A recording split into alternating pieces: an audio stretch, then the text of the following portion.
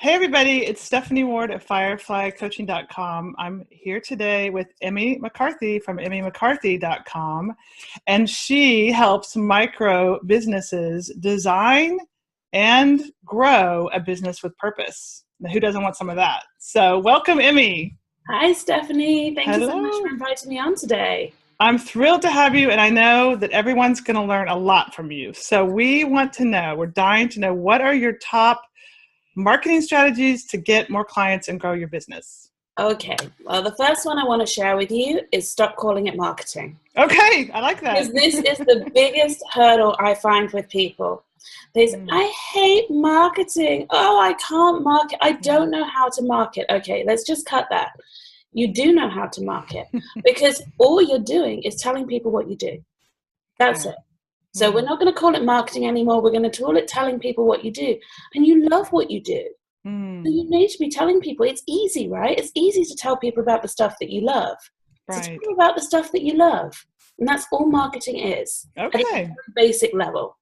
Then there's a lot more stuff that's layered on top for that you need people like Stephanie for. But at its core, if marketing is giving you the heebie-jeebies as a word, lose the jargon.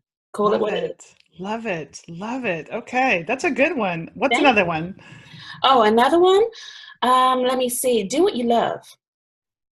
If you don't do what everyone tells you should be doing, there's no right way to do it.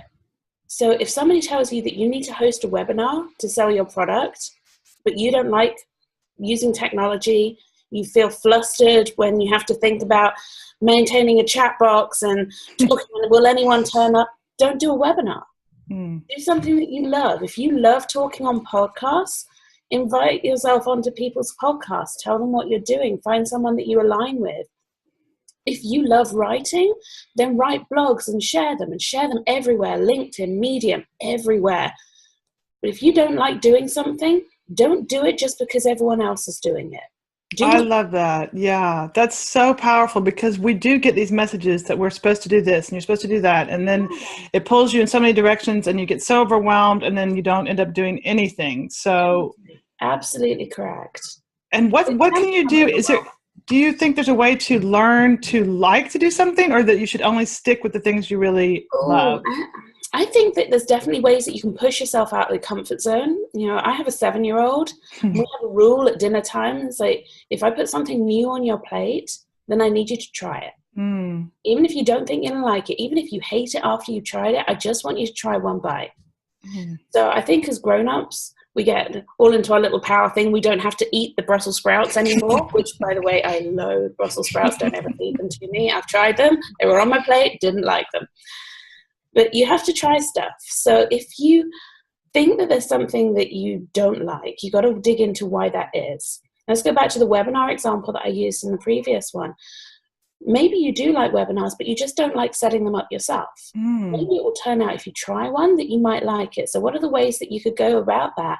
You could work with someone else, do a joint webinar, go on to someone who's done webinars before and say, hey, I'd love to guest with you. I've got this stuff that I could share with your audience. Or you could hire a VA who is good with webinars and they can run all the technical side for you. All you have to do is show up and get on the webinar and just talk. That is fantastic. I love that. So do things you love and also be willing to investigate and look deeper into the things you don't like to do and why that is, because you might be able to outsource the parts you don't like. Absolutely. Brilliant. Absolutely. Yeah. We don't have to do it all ourselves. No, such a good point. People, we do not have to do it all ourselves. Even the stuff you like, if there's bits that you don't like. Super. Okay. Got a last tip for us? I do. Tell people what you do. Because it's all very well like thinking, oh, I'm just going to hang out in Facebook groups and it's all going to magically come towards me, or I'm going to post on Instagram every day. But unless you tell people how they can work with you, they're not going to come still. Unless you make it absolutely and abundantly clear that you have something of value to exchange with the people who need that thing, they're not going to know how to buy from you.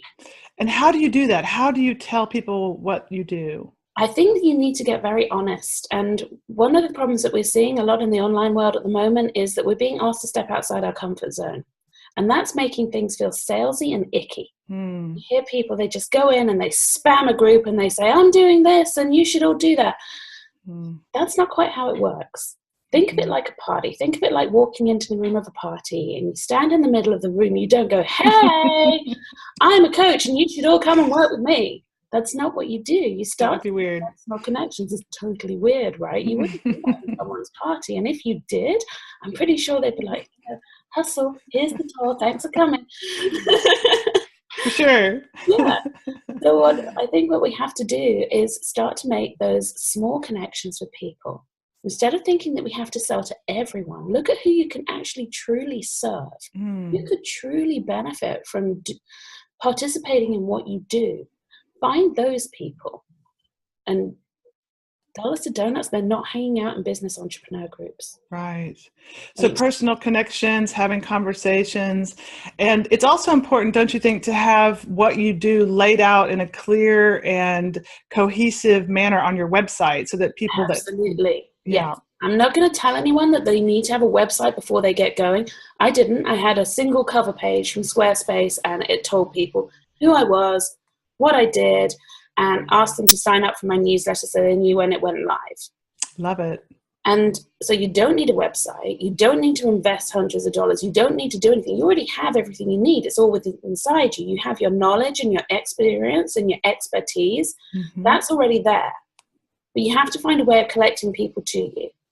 So you have to turn up, you have to show up, and you have to keep turning up and showing up for them. Because if you don't, they're going to move on to someone else who is paying attention to them.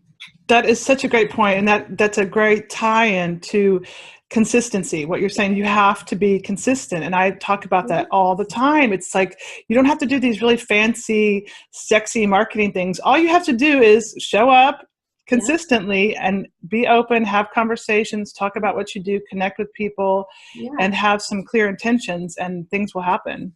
Totally, and be helpful. Yeah. You know, so I think people get really afraid about giving away too much. I say give it all away. Wow. Give it all away. Give all your knowledge away. Teach everything you know. Give it all away. There's absolutely no point holding that all inside of you. That's an extra. Who want to work with you, they'll come to you.